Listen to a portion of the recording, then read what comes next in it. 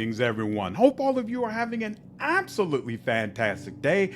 Baldur's Gate 3 is finally out, and Larian has been kind enough to release some Week 1 player data that walks us through how people have been enjoying the game. I think the information is fascinating, and so I wanted to walk through it with all of you. So let's dive into community update number 23. During the launch weekend, players have played a combined 1,225 years of Baldur's Gate 3, almost as long as Larian took to make it. And 368 of them managed to finish it within that 3-day weekend. Insane! I am over 70 hours into my playthrough. I don't really feel like I'm all that close to finishing. Couldn't imagine doing this in 3 days. So hey, hats off to all of you. I hope the ending was fantastic. I look forward to finally getting through this amazing game and starting a second playthrough. Now, of course, we're about to enter a second week of launch, and Larian is expecting it to be a very big one because for those of you who are not already aware, Baldur's Gate 3 has been shattering records. In fact, it has risen to be in the top 10 all-time most concurrent players on Steam, and it accounted for nearly 28% of all players on Steam last Sunday, which is insane. That is a massive amount of people, and Baldur's Gate 3 is just taking up all of their time.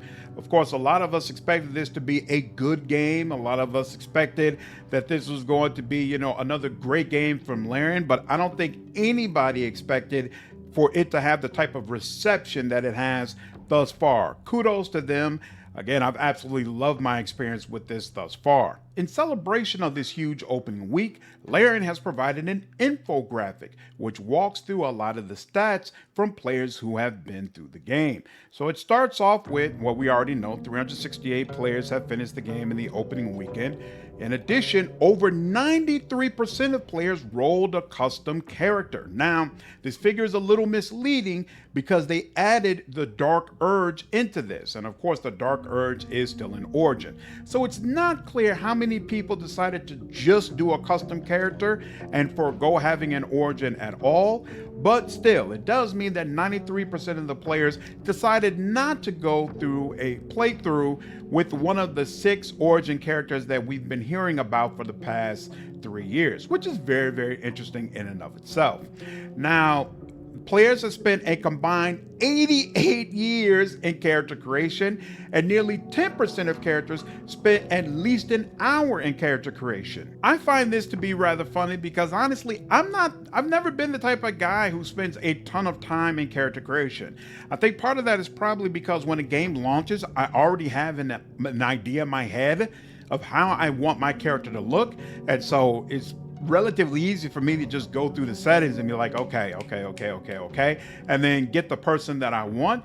So one of these days I might need to watch a stream of someone who's really, really meticulous and how they create their character and see if I feel like they come up with someone who's better than what I'm doing, who looks better than what I come up with on the fly. Now, Larian also stated that out of the 7% of players who decided to roll in Origin, the majority of them went with Gale, which I find very, very interesting. For those of you who have decided to do a playthrough with Gale, I would love to hear down in the comments what made you decide to do that, and do you feel like you're getting what you hope to get out of the playthrough thus far? I stand by my original statements. Nobody cares about Gale, and the only reason he's leading this list is because we only have a 7% sample size. Once more players do their second playthrough, we're going to see this list flip. And by the way, up a little bit higher, Larian does say that the 93% of people rolling a custom character is consistent with what they saw from Divinity Original Sin 2, with most players doing a first playthrough with a custom character and then doing a second playthrough with one of the Origin characters. I find this to be interesting because, to be honest with you, I never even considered playing Divinity Original Sin 2 with a custom character because I felt like the lack of reactivity for that type of playthrough just would damage my experience with it. So it's interesting to hear that so so many people decide to go that route. For the record, I don't feel that way about Baldur's Gate 3. Between the reactivity to your race, your class, your background, and just a bunch of other things that you do, I feel like even if you're rolling a completely custom character, you can still absolutely have a ball playing this game. So it's no surprise that so many people have decided to go that route. Now, they mentioned that not only is Gale the most popular character as far as when you're selecting an origin, but also he's the seventh most likely cause of death for players. So apparently there's a bunch of people who don't know how to properly aim a fireball. y'all have got to do better. Now they also broke down the classes and races that people had chosen to play as. And honestly, no big surprise, Paladin leads the pack as far as what class players have chosen to play. I've mentioned it multiple times before, but honestly, I wasn't surprised. I wasn't hyped about Baldur's Gate 3 until I saw them walk through Paladin mechanics during a panel from hell. It looked absolutely fantastic. I played a couple of hours of early access just to play around with those mechanics and confirm, yeah, it was incredible. And in the full game, it's absolutely fantastic as well. I have Karlach running a barbarian and paladin build right now. She obliterates people. It's beautiful. It's absolutely beautiful. Now, second and third place is Warlock and Sorcerer. And actually, I am running a will build right now that mixes Warlock, Sorcerer, Fighter, and Rogue. And so I definitely can speak to these two classes are implemented in a fantastic way in the game. And just overall, from what I've seen, I haven't been able to dive into all the classes yet, but from what I've seen, Larian has just done a fantastic job of interpreting them and really, really enjoying what they've come up with thus far. Now, when it comes to races, I'm not one to harp on how people play the game. Everybody's welcome to play in their own way, but yeah, I'm gonna judge some of y'all. I'm gonna judge y'all because y'all are so boring, so boring. Half elf, human, and elf clearly leading the pack by far. Come on, y'all. Give Yankee all the way at the bottom. Y'all didn't. y'all don't want to do nothing different. Nothing. So the vast majority of you basically played a human or an elf paladin. How regular can you get? And then, of course, Dragonborn is fourth place. For me personally, Dragonborn is the race that I'm looking forward to playing as the most, with Get Yankee coming in second. And so, of course, I haven't had a chance to play with him. I am going through the game as well right now. Human, I know, but he's got a lot of layers to him. Come on now, give me a break. And yeah, just from what I've seen, all the races, that you've got great character customization options. There's a lot of reactivity to all of them. Like, really, you can't go wrong. You can't go wrong. This game it really is incredible, where you can just put your character together in whatever way you see fit. You're gonna have a great time. You're gonna have an absolutely great time. Now, almost 100,000 players have been rejected by Astarion. I don't understand this. I don't understand this. Either you've been doing the type of things that you knew he wanted you to do, and you built up how much he liked you, and then you tried to get in a relationship with him or lay with him or whatever, or you decided, you know what, I'm not going to do those type of things, and I know he doesn't like me, so why would I ask for him to do anything with me in the first place? The concept that these people have these horrible relationships with Astarion, but they still try to get with him anyway, is hilarious to me. Why are you putting yourself in this situation? But apparently the majority of players have decided to romance Shadowheart, which her voice has definitely grown on me now that I'm in a full playthrough. I'm really looking forward to our Shadowheart playthrough and being able to play as her directly. And then a lot of people have decided to romance Gale as well, which doesn't make any sense to me. I think Gale's actual storyline is incredible. I think, his whole background and origin, that's fantastic. But his personality, he's bland. He's bland as all hell. I've been romancing Carlock, had a great time.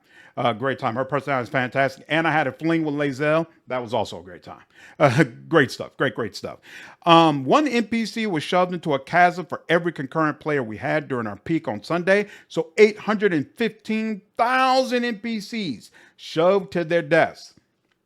Shoving an enemy off of a high place is deeply satisfying in this game. Deeply satisfying to me. No surprise that there are so many players who are taking advantage of it. And as we've already mentioned, there are a lot of people who don't know how to aim their area of effects properly. So 12% of all player deaths were caused by friendly fire. Come on, y'all. Y'all got to do better. Now, no surprise here either. The vast majority of players, when it comes to diplomacy, veered on the side of good. I think a lot of people are like me, where the first time they play a game, they really want to play as the good guy. You know, if I'm meeting you for the first time, I want to be good towards you. But then once I've gotten through that good guy playthrough, I feel much more comfortable circling back and being evil to everyone that I see and absolutely massacring them. So it'll be interesting to see how this evens out and shakes out as the game's lifespan goes on. Scratch, which is a dog that you can have in your camp. You can have a couple of pets in your camp. He's been petted over 750,000 times, cementing his reputation as the goodest boy in all the realms. You can pet him, play catch with him, all that kind of stuff, and it's really cool. And then players have spoken to over 1,400,000 corpses and over 2,400,000 animals. So in Baldur's Gate 3, for those of you who haven't played it, you can raise corpses to speak with them. It's a great way to get more information about quests and things that you're doing that it would have been harder for you to get otherwise.